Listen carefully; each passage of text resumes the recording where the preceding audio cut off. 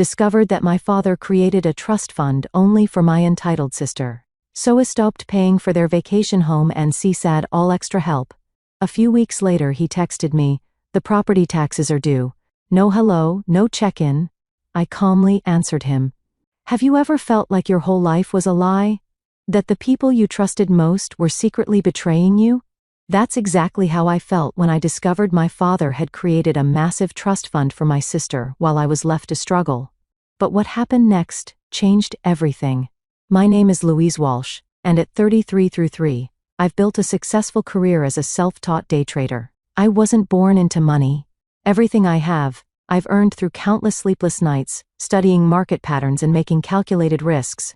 For the past 5 years, I'd been quietly paying the property taxes on my parents' vacation home in Bear Lake, covering my younger sister Megan's car payments and funding family vacations without complaint. It was my way of giving back to the family that raised me. Or so I thought. But let me take you back to where it all unraveled. It was a Sunday evening, and I was at the vacation home for what was supposed to be a casual family dinner. The lake shimmered outside the wide windows, reflecting the last golden streaks of sunset. The air smelled of pine and grilled steak, a scent that used to mean relaxation and family time. But that night, it turned into something else entirely. My father was pacing across the living room, his face red with anger, his voice cutting through the quiet like a blade. "How could you be so selfish?" he shouted. "Your sister needs that money for her new business venture. You have more than enough." I stood there stunned into silence, my hand clutching the property tax bill he'd just shoved at me. It felt like the room tilted slightly. The familiar wooden beams and cozy furniture suddenly foreign. What was supposed to be a simple meal had turned into an ambush, an interrogation about why I wasn't pulling my weight anymore. I could barely process his words. Selfish? Me? For years, I'd been the one holding this family together financially. I'd paid for everything. The property taxes, Megan's car, Mom's medical bills that insurance didn't cover. I'd never asked for anything in return. But now, my father was standing there accusing me of abandoning them. "Dad," I finally managed, my voice steadier than I felt. "I've been paying for everything for years. The property taxes, Megan's business trips, Mom's medical bills. I've never asked for anything back. But I can't keep doing this forever." My mother sat silently on the couch, her eyes fixed on her hands folded in her lap. She wouldn't look at me. And that hurt more than my father's shouting. It was like she was complicit in this attack, unwilling to defend me. "We gave you everything growing up," Dad continued, ignoring my words entirely. "And now that we need you, you're abandoning us while your sister is trying to make something of herself."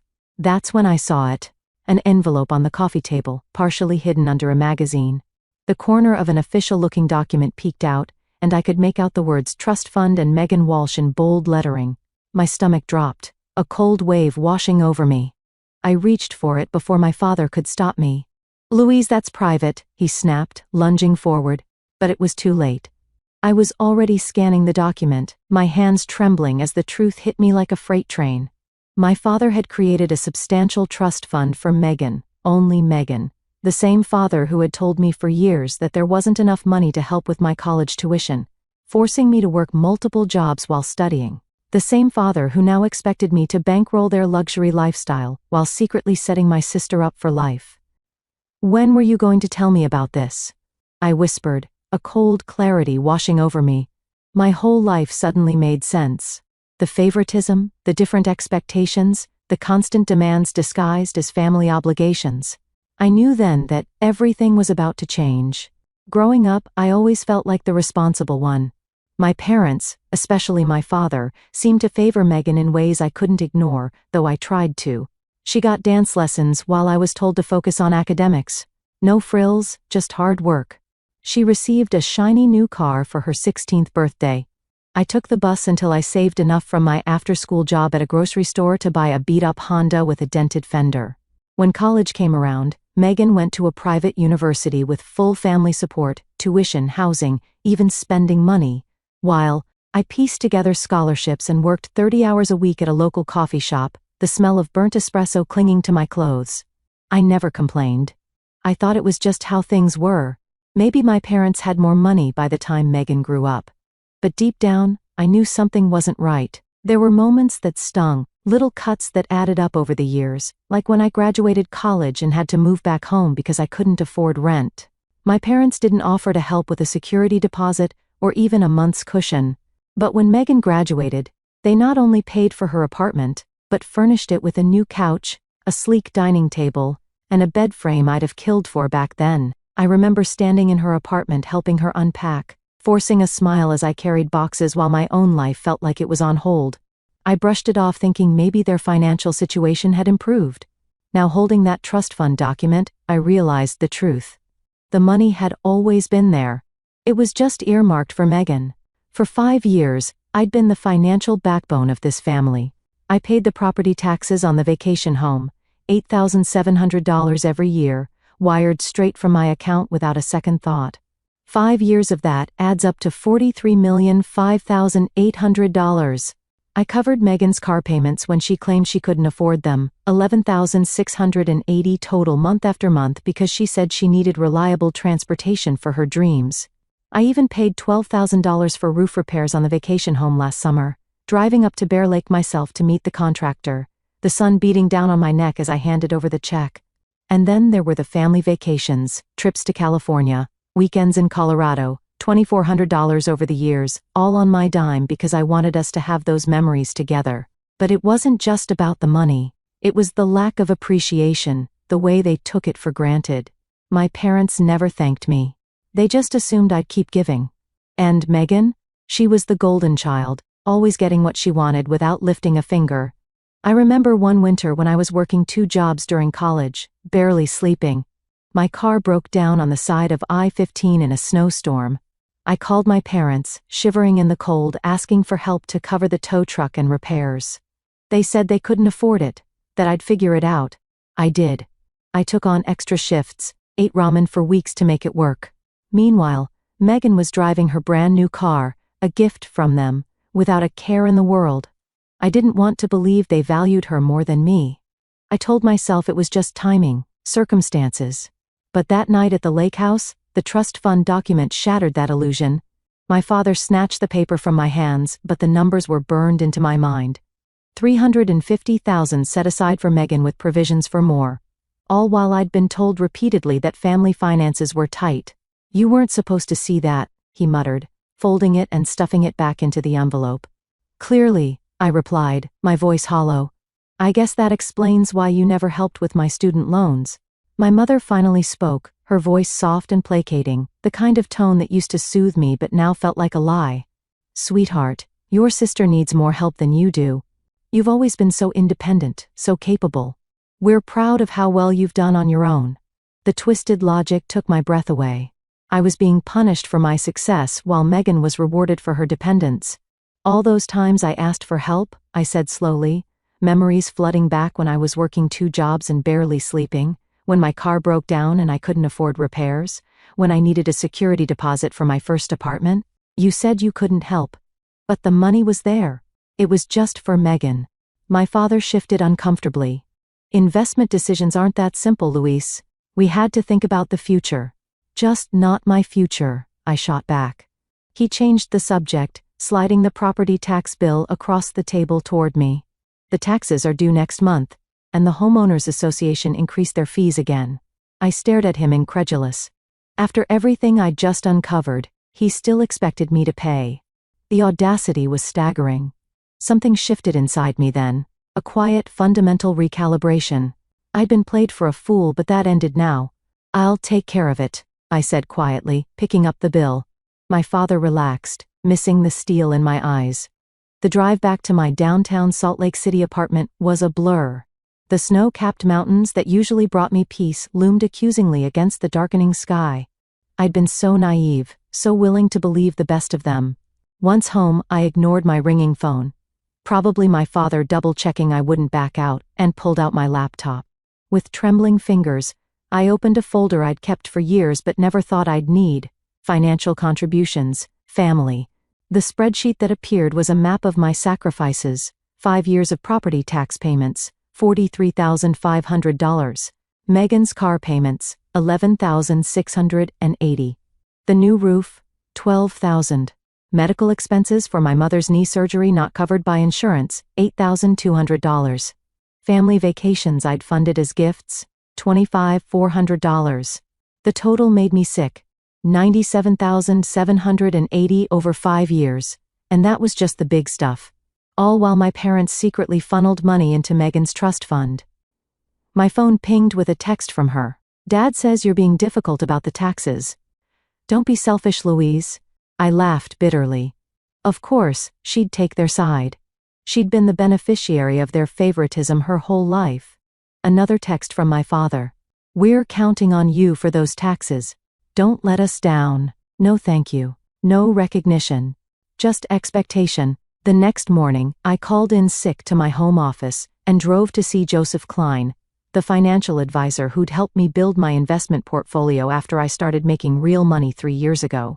His office smelled of leather and coffee, a calm contrast to the storm inside me. This is quite a list, he said, reviewing my spreadsheet, his eyes widening at the total.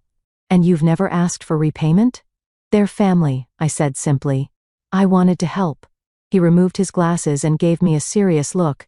Louise, your generosity is admirable, but this is unsustainable. You're hindering your own financial future while enabling dependence. This isn't healthy for any of you. I know that now, I said quietly. I just found out they've created a substantial trust fund for my sister, while letting me shoulder all these expenses. Joseph's expression darkened. That changes things. For 2 hours, we mapped out a plan. I'd need documentation, notarized statements, receipts, a full accounting of everything I'd given. He recommended a forensic accountant, Victor Hernandez, who specialized in financial disputes. Are you sure you want to go down this road? Joseph asked as we wrapped up. Family conflicts over money can get ugly fast. I thought about the trust fund, the years of being told there wasn't enough for me, the tax bill my father assumed I'd pay. I'm sure, I said, my voice stronger than it had been in days.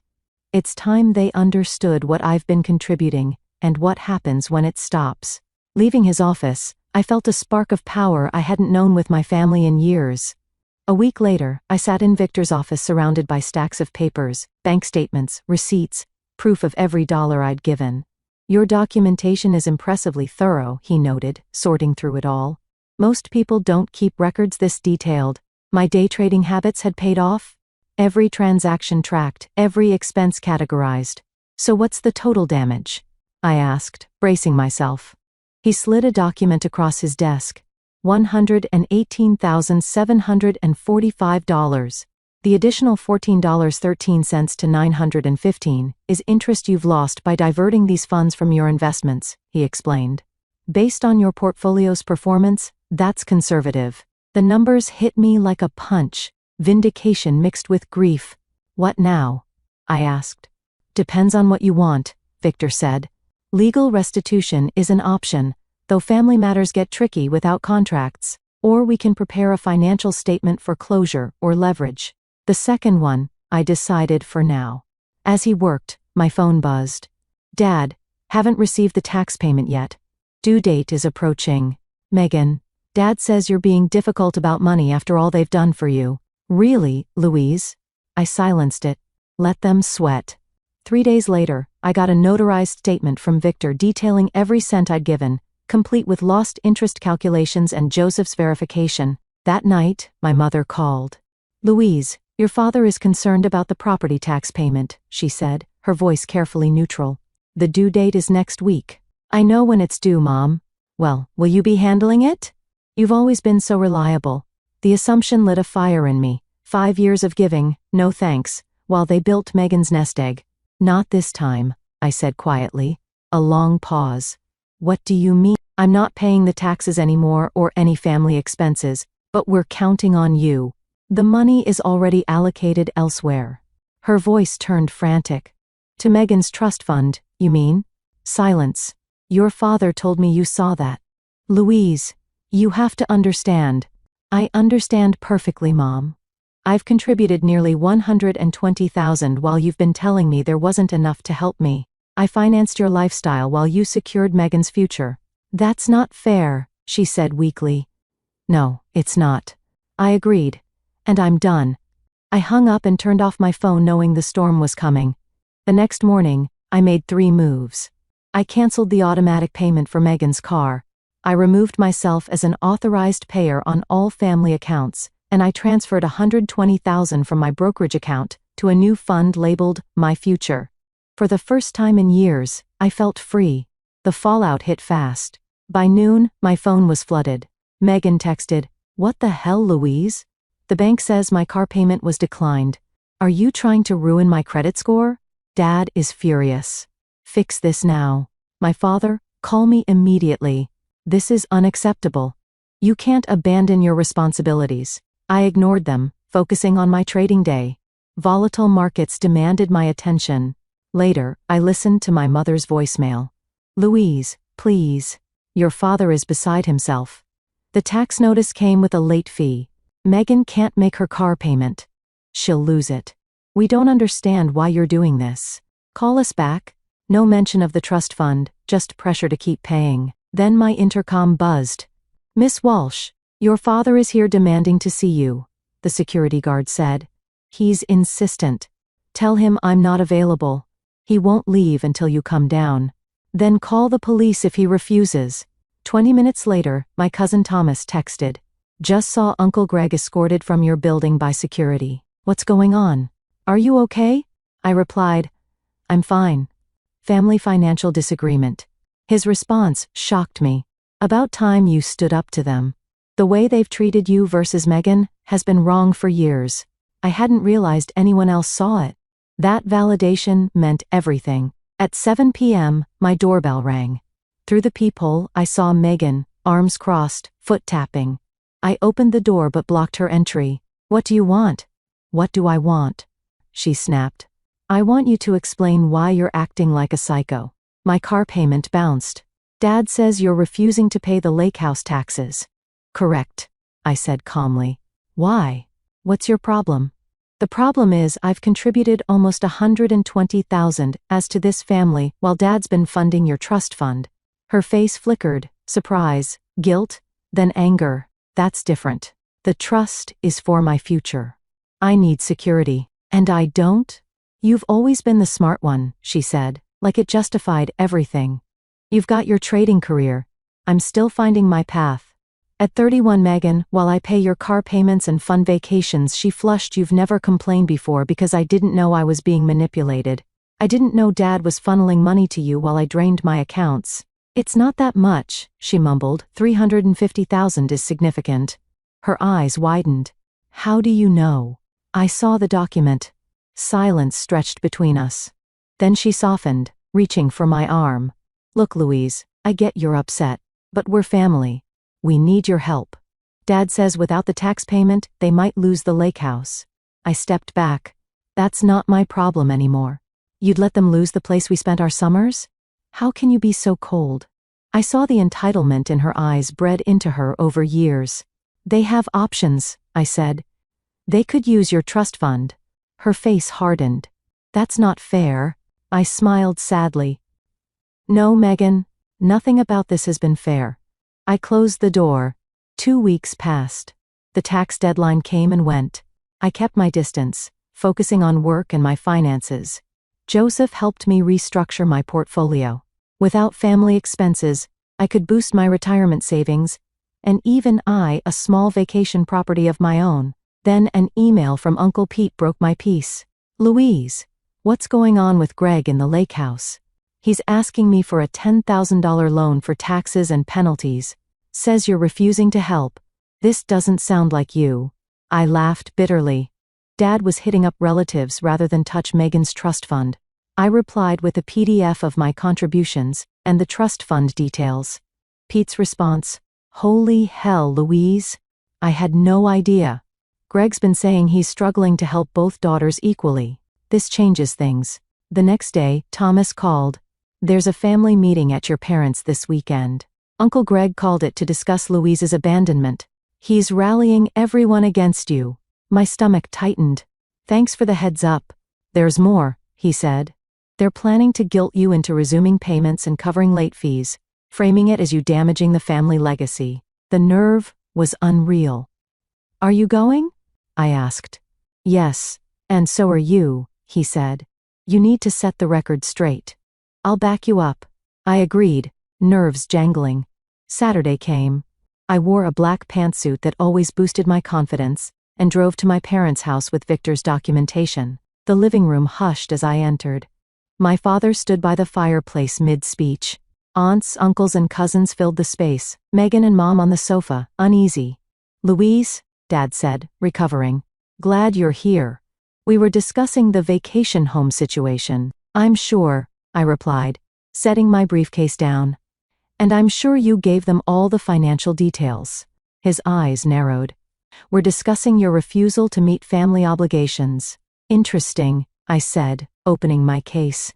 Because I have 5 years of records showing over $118,000 in obligations I've met, money that wasn't there for my education or housing, but was for Megan's trust fund. Murmurs rippled through the room. Aunt Catherine spoke up.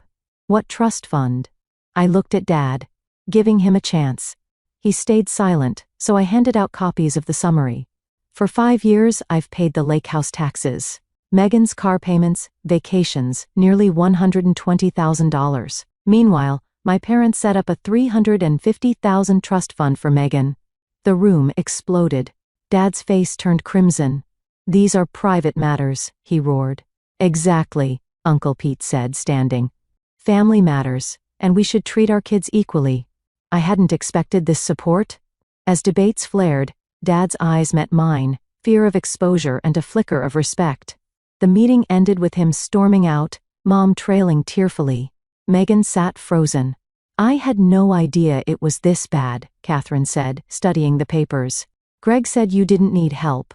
Pete added, if you've paid those taxes, you should own part of the lake house. I hadn't thought of that. It was in my parents' names despite my investment. I don't want it, I said. I just want them to see the unfairness. Thomas gripped my shoulder. Recognition isn't enough, Louise. There should be consequences. 3 days later, Dad texted. The property taxes are due. No apology, just entitlement. That night, Mom called. Your father isn't handling this well. The lake house means everything to him. More than treating his daughters equally? I asked. Her silence spoke volumes. Mom, I've given nearly $120,000. Dad made a $350,000 trust fund for Megan without helping me. It's glaring. I know, she whispered. I've always known it wasn't right, but your father decides. This is where it stops, I said. Next morning, I texted Dad a photo of my notarized contributions, the total circled in red. An hour later, Megan called, shaken. Dad showed me the docs. Is it really over $118,000? Yes. Verified by a forensic accountant. I had no idea, she said, voice breaking. Dad said you helped a little because you had extra. Not that you were covering everything while he built my trust fund. For the first time, I heard remorse. It's not all your fault, I said. Dad set it up. But I benefited, she replied. I never questioned it. A pause, then. I'm going to fix this. It's not right. She hung up before I could respond. The next day, my father's attorney sent papers. The taxes were paid, and I now owned 25% of the lake house.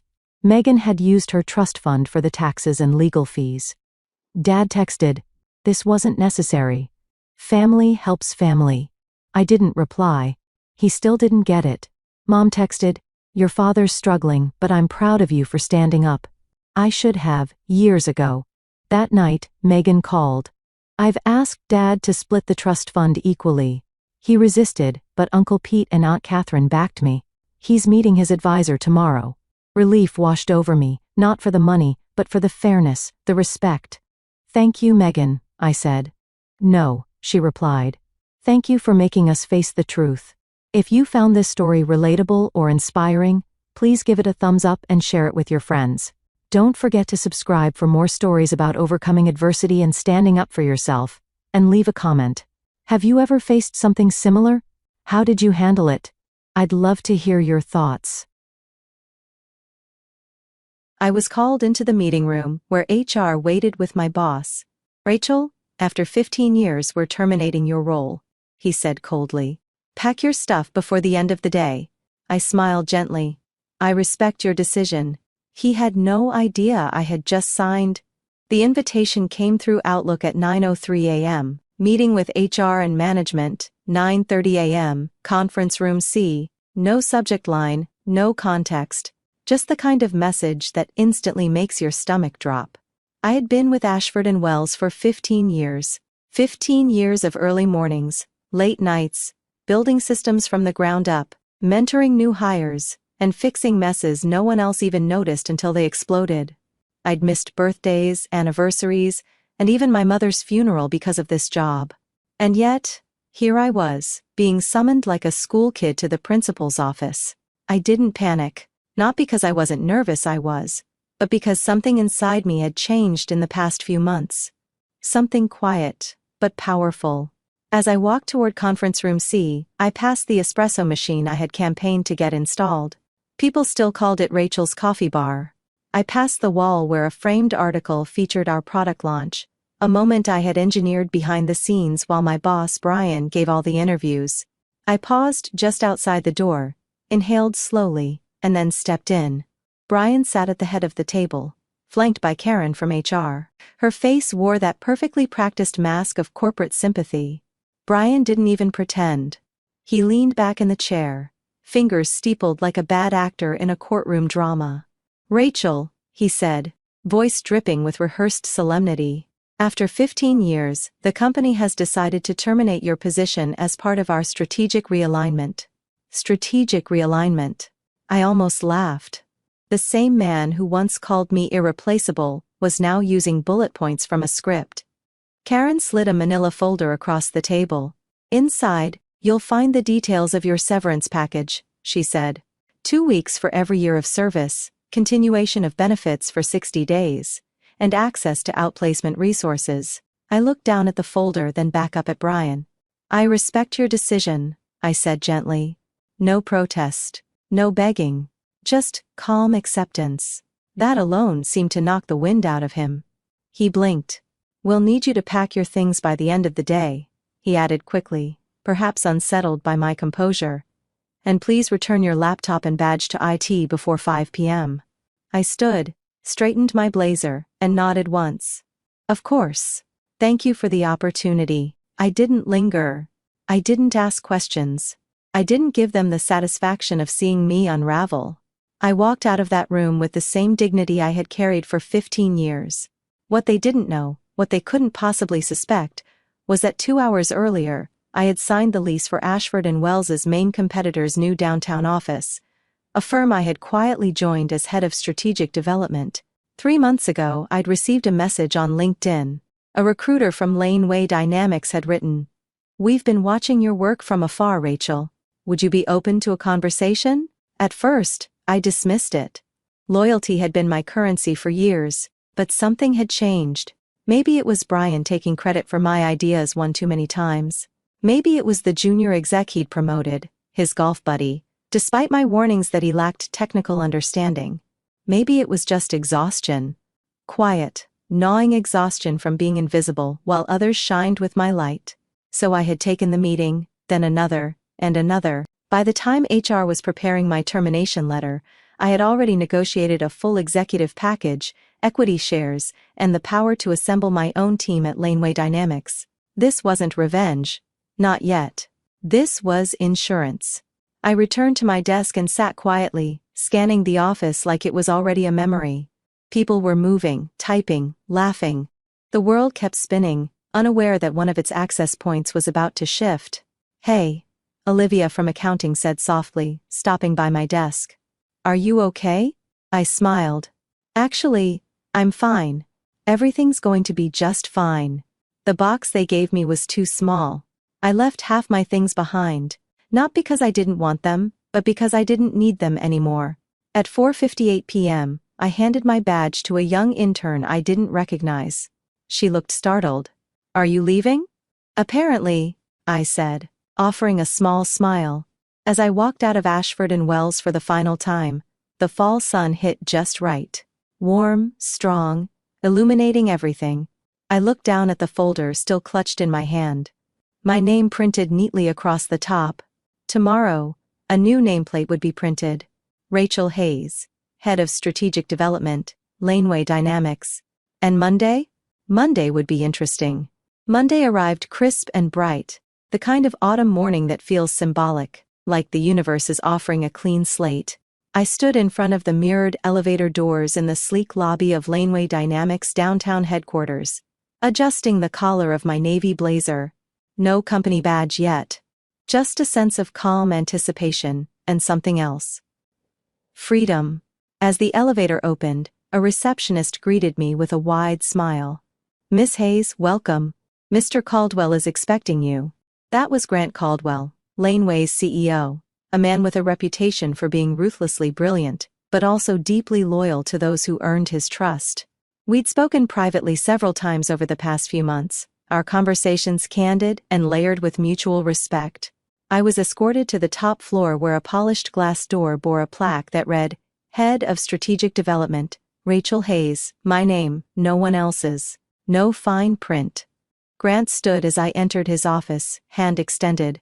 "Rachel, you have no idea how glad I am that you're finally here. Thank you for believing in me," I replied, "especially before anyone else did." He smiled. "Oh, I didn't just believe in you. I ran the numbers. Your work at Ashford & Wells drove a 19% increase in client retention over the past 5 years. We've been chasing that kind of traction for a decade." He walked me through the office layout, introduced me to my direct reports, and finally led me to the corner conference room, where a team of executives sat waiting. I was given a seat at the table, no hesitation, no sideways glances. The meeting began with a presentation on Laneway's upcoming expansion, and my role in leading the strategy for client acquisitions, tech integration, and market positioning. And then, just as I started outlining my roadmap for the next quarter, Grant said something that made me pause. "We've also cleared the budget for you to build your own team. We want people who share your vision, people you trust." That was the moment everything shifted. A door opened, not just metaphorically, but tangibly. I had spent 15 years at Ashford & Wells training bright minds, building talent, mentoring without recognition. And when it was time to make cuts, none of that mattered. But now I have the power to change someone else's trajectory. To give back. "Thank you," I said, carefully controlling my voice. "I already have a few names in mind." That night, I opened my laptop and typed 6 emails, each one carefully written, respectful and honest. Subject: a new chapter. Let's talk. Each message went to someone I had mentored at Ashford & Wells, developers, analysts, strategists, people who were overlooked, passed over for promotions, or forced to work under managers who used their ideas as stepping stones. Within 30 minutes, I had 3 responses. By midnight, all 6. "Yes, Rachel. Tell us where and when." On Tuesday, the fallout began. I was sipping coffee in the Laneway lounge when a notification pinged my phone. LinkedIn updates. 4 of my former team members had changed their job status to open to work. The timing wasn't subtle. Neither were the private messages that followed. Brian just called a meeting asking why half the strategy team was suddenly updating their resumes. Karen from HR stopped by my desk and asked if I had spoken to you. I didn't answer. Rumor is they're scrambling to reshuffle teams after losing momentum post Q3 review. I didn't reply to every message, but I read each one twice. Meanwhile, at Laneway, I began working with our legal and compliance department to finalize contracts for my new hires, competitive pay, flexible hours, and most importantly, ownership. I made sure each of them would have their names attached to what they built. By Wednesday, Grant pulled me aside. "We just had a client reach out. One we lost to Ashford & Wells last year. They want to reopen discussions." I raised an eyebrow. "Any idea why?" "Not sure," he said, smiling slightly. "But they asked if Rachel Hayes would be leading the project." That evening, I received an unexpected text from Brian. "Hey. Heard you landed somewhere. Congrats. Can we talk?" I stared at the message for a long moment. There was no apology, no acknowledgement of what he'd done. Just a casual attempt to reconnect now that the power balance had shifted. I didn't reply. Instead, I poured a glass of wine and opened the group chat I'd created with my soon-to-be team. We joked, shared old office stories, and reviewed our plans for the new product line. And then Olivia, the quietest of the group, wrote, "Rachel, you don't know what this means to us. You believed in us before we believed in ourselves." I'm in 100%. I felt something tighten in my chest, not pain, relief. After years of watching others take credit of being sidelined, minimized, I was finally in a place where my voice mattered. And more importantly, I could make sure theirs did too. This wasn't about revenge. It was about rebuilding with the right people in the right way.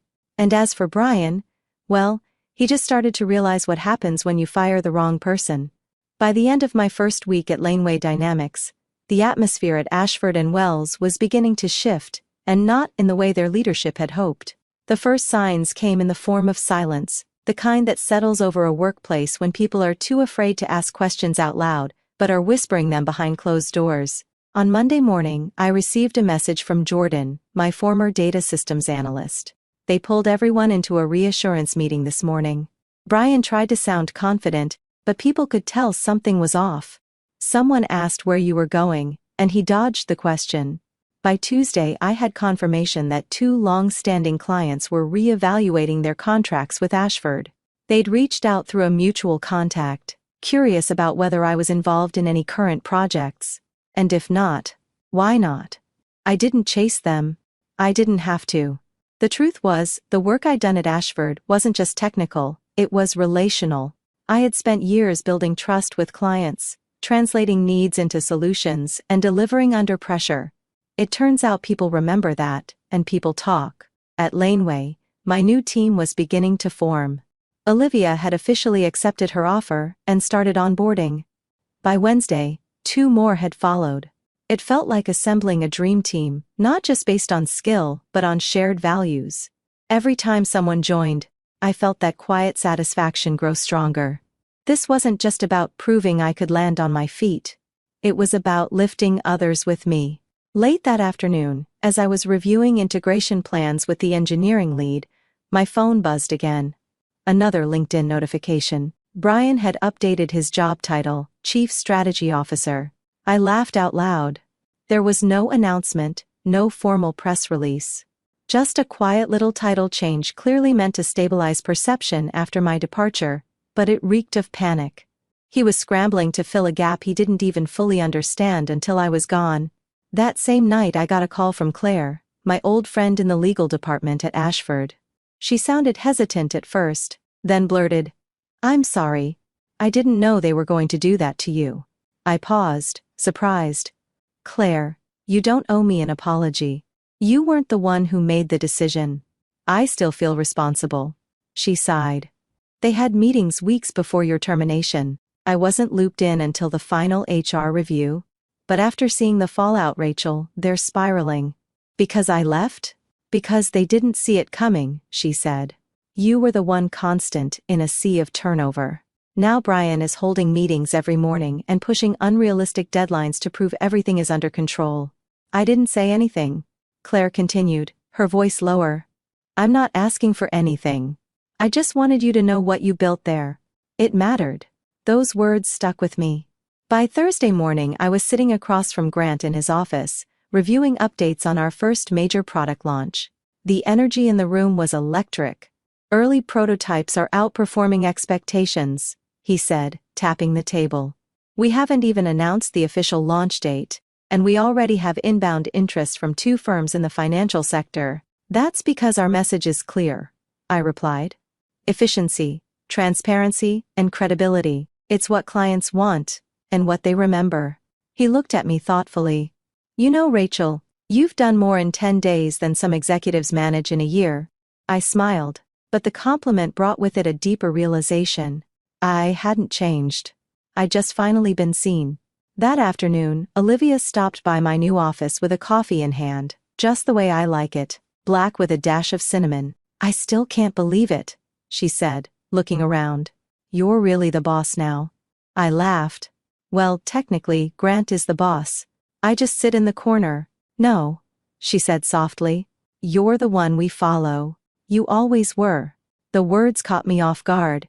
I thought back to the nights I stayed late, fixing reports Brian had mangled, Or the weekends I spent coaching junior analysts for presentations he'd take credit for. I'd wondered back then if it was all for nothing, but it wasn't. Because here I was building something real. That evening, as I prepared to shut down for the night, I received another message from Claire. You should know, Brian just requested an emergency board session. Internal rumors say he's blaming structural gaps in strategy performance. Also, they've started reaching out to a recruitment firm for a replacement. He's worried. I stared at the screen for a moment, then typed a short reply. He should be, because the dominoes had only just started to fall. By the following Monday, word had officially leaked. Ashford and Wells was in trouble.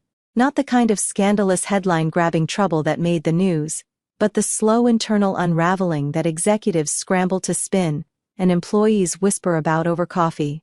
It started with missed deadlines, then client complaints, and then worst of all for a company built on perception, silence from leadership. That morning, I was in a product strategy meeting at Laneway, laying out our second phase integration plan, when Olivia passed me a note across the table. Ashford just pulled out of the Tech Forward conference. No announcement. Just gone. I blinked once, and tucked the note into my folder. 3 weeks ago, Brian had been slated as a keynote speaker at that very event. A fact he reminded the team of every chance he got. And now, he'd gone completely dark. After the meeting, I stepped into the hallway for a call with Grant. Before I could speak, he jumped in. You've stirred up more movement in the market than I expected, he said, with a mix of amusement and awe. 3 of Ashford's mid-tier clients reached out this morning, wanting demos. Wanting you. Let's not rush, I said carefully. We'll talk to the ones that are serious. The rest can wait. He paused, clearly reading between the lines. You're not doing this to beat Ashford, are you? I smiled faintly. I'm doing this to build something better. If that means their house of cards collapses along the way, so be it. That afternoon I got another message. This time from Miguel, a junior developer who had been on the fence about leaving Ashford. Rachel, I think I'm ready. Things are a mess here. They've split your old role between 2 execs, neither of whom understand the systems you designed. Yesterday, they asked me to explain the entire project lifecycle in a 30-minute presentation. I've only been here 8 months. Are you still building your team? I texted back instantly. Yes. Let's meet. By Tuesday, Miguel was in my office looking 10 years older than when I last saw him. I'm not sure how I lasted this long, he admitted, sitting across from me. It's like no one knows who's in charge anymore. Everything feels reactionary, defensive. I nodded slowly, because that's what happens when leadership is built on control, not collaboration. The moment their system gets disrupted, it collapses. I don't want to survive in that, he said quietly. I want to thrive in something real. You will, I said, sliding a contract toward him. You're not just getting a job. You're getting a voice. His signature hit the paper with a kind of finality, like a thread snapping cleanly from one story to another. By midweek, the cracks at Ashford widened into chasms. A well-placed source forwarded me a company-wide email sent by Brian. We are undergoing a restructuring phase to streamline operations and improve efficiency. We appreciate everyone's continued support during this time of growth and change. The language was pure corporate theater, but the meaning was clear. They were losing control and fast. That night, over drinks with Grant and the CFO, we reviewed early projections for our Q1 performance. If even half of the leads we generated converted, Laneway would experience its strongest growth quarter in 5 years. Rachel, the CFO said, lifting his glass, I think we finally found the missing link. It wasn't missing, I said, raising mine in return. It was just buried. The next morning, I woke to a voicemail from Claire. Her voice was tight, serious. Call me. It's urgent. I called back immediately. She picked up on the first ring. Rachel, she said, it's happening. The board just held an emergency vote. They're removing Brian. I stood stunned. Not because I didn't see it coming, but because it had happened faster than even I expected. They're naming an interim CEO, external candidate, full audit of leadership strategy. They're trying to salvage the ship before more talent walks. I didn't say anything at first, just closed my eyes and breathed. They never expected this to turn into a movement. I said finally. No, she agreed. But you turned your exit into a blueprint. And now people are following it. That afternoon, Grant stepped into my office with a gleam in his eye. You've got a lunch meeting with one of Ashford's ex-clients tomorrow. Big one. They said they're not interested in rehashing the past, just interested in what you're building next. Good, I said, because the past doesn't deserve our time. As he left, I glanced at the new project roadmap pinned to my office wall. Clean lines, clear phases, a vision I had once tried to bring to Ashford, only to be told it was too ambitious, too complex, too much. Not anymore. Now it was reality. And Brian? He was learning the hard way that people are not replaceable. Influence isn't granted by title. It's earned through trust, through sweat, through showing up. He'd taken my seat at the table for years. Now I was building the whole damn table. By Friday morning, the calls stopped being subtle. Rachel Hayes was no longer a rumor in the industry. She was a movement. Every day brought new messages. Former clients, recruiters, industry peers, even strangers who'd watched from afar. Some wanted jobs. Others just wanted to say thank you. But the most surprising call came at 10:47 a.m., from a name I hadn't heard in years, Vanessa Carr. Vanessa was one of Ashford and Wells' top-tier clients, the CFO of a massive logistics conglomerate who'd quietly hinted more than once that I was the reason she stayed loyal to the company. Our last conversation over 2 years ago ended with a warning. If they ever let you go, I won't be far behind.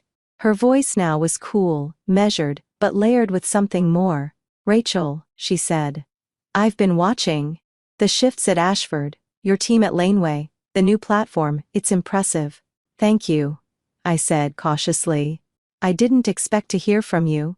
She hesitated. You know me. I don't move unless I have a reason. Here's mine. We're ending our contract with Ashford. I blinked. Seriously? They've lost direction. No leadership. No stability. The new interim CEO is a paper figure. And the board is in chaos. They even asked us to delay our quarterly review because they couldn't get the reporting tools to function properly. I could already guess what happened. The systems I'd built had been patched together without understanding. Once they broke, no one knew how to fix them. We're vetting new partners, Vanessa continued. But between us, I want to work with you. I leaned back in my chair, phone against my ear, staring out at the city skyline. I appreciate that, Vanessa, but I don't just take clients anymore. I choose partners, people who respect the value of long-term vision. I'm not asking for a discount, she said. I'm offering something bigger. Come in-house. Lead our transformation team. Executive level. Autonomy. Equity stake. I froze. That wasn't a consulting gig. That was an empire. After the call, I sat in silence for a long moment, weighing the offer. Laneway had given me a platform, freedom, respect, and space to rebuild. But this was a whole different level of control, a chance to lead innovation outside of tech silos, to affect not just product, but culture. Still, walking away from Laneway so soon felt premature, especially with my team finally finding their footing. Olivia, Miguel, and the others, they weren't just employees. They were people I'd helped restore, people who had trusted me. I wasn't ready to walk away from them, but I wasn't ready to dismiss Vanessa's offer either. That night, I met Grant for drinks. He greeted me at a quiet rooftop bar with a smirk that told me he already knew something was up. So, he said, swirling his drink. Vanessa Carr? I narrowed my eyes. How she called me, he said. Told me she made you an offer. I raised an eyebrow. And I told her she's lucky you even picked up the phone, he said smoothly. But I also told her something else. If you ever wanted to lead a division outside of tech, finance, logistics, infrastructure, I'd back you with every dollar I've got. My stomach flipped. Grant, now listen, he said. You rebuilt your life in weeks. You built ours with it. But I know talent like yours doesn't sit still for long. So, if this is your next mountain, I won't stop you. I exhaled slowly. It's not about leaving. It's about building where I'm needed most. He nodded. And that's what makes you different from the Bryans of the world. The next morning, as I walked into the office, something struck me. There was a weight to every step now. Not pressure, but presence. People stood when I entered. They asked for my input. They listened. Not because I demanded it, because I'd earned it. Halfway through my day, Olivia pulled me into a side room. "Just so you know," she said with a grin, "Ashford sent another recruiter after Miguel. Same guy who ghosted me 3 years ago when I applied for an internal transfer." Miguel chuckled from the doorway, told them I was flattered, then forwarded the email to our group chat. "Nice touch," I said. "You should have seen Brian's face," he added. "He's still lurking in the background. Not CEO anymore, but hanging on." That made me pause. Brian? He was still at Ashford? Just then, Claire sent me a message. "Internal rumor. Brian's trying to position himself as head of innovation to justify staying. No one's biting, but watch your back.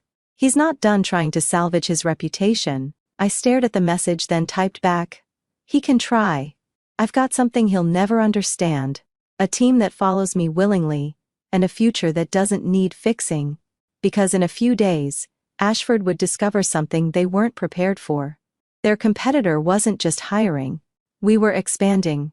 3 months after I walked out of Ashford and Wells with a cardboard box and a polite smile, I walked into Laneway's executive summit to the sound of a standing ovation. Not because of a speech, not because of a press release, because the new product we launched had just landed our company a multi-million-dollar deal, one Ashford had been chasing for years. We didn't win it with flash. We won it with functionality, with real solutions delivered by a team that had been discarded, underestimated, and ignored. The same team now leading one of the fastest-growing development divisions in the industry. But I didn't need applause. I needed impact. And we were just getting started. Earlier that week, the final domino had fallen. Vanessa Carr had called again. Only this time, not with another job offer. This time, she called to confirm. "We've moved all systems to your team," she said. The transition was seamless. Honestly, I wish we'd done it sooner. I thanked her, and she paused before continuing. "There's something else," she said carefully. "Brian reached out to us personally." I didn't speak. I just let her go on. "He offered to consult, said he could bring unique insights into your process since he worked closely with you for so many years." Her voice dripped with irony. I laughed softly. "Let me guess. He phrased it like we were partners." "Exactly," she said. "But I told him the truth. The only thing he ever contributed was obstruction. And frankly, we're not interested in people who build roadblocks and call them strategy." She hung up with a promise to introduce us to 2 more logistics clients by quarter's end. I sat in silence for a moment after the call, letting it all sink in. Brian wasn't just irrelevant now. He was a cautionary tale, a man who built his empire on the backs of others, and then had no idea how to hold it together once those people walked away. And the irony? He could have been a mentor, a leader. Instead, he'd chosen control. And now no one was listening to him.